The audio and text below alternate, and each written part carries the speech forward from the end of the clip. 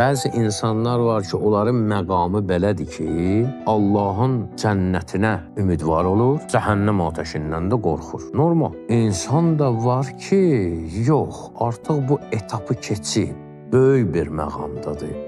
Artıq onu cənnət və cəhənnəm düşündürmür. Onu ancaq ilahi rızayət, Allahın razılığı və yaxud da ümidi odur ki, Allahın razılığını qazansın. Qorxusu odur ki, Allahdan ona gələn lütfi itirsin.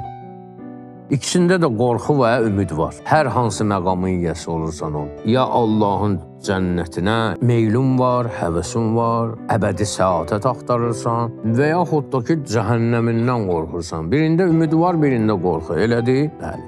Amma bəzi adamlar var ki, onun eşqi ilə yaşayır, ümidi ona qovuşmaqdır, amma qorxusu nədir? Ondan ayrı qalmaqdır. Hələ əleyhissalam deyir, tutalım cəhənnəmə atdım, mən cəhənnəmə tutalım dözdüm. Amma səndən ayrılığı necə dözərəm? Bu həmən məqamdır.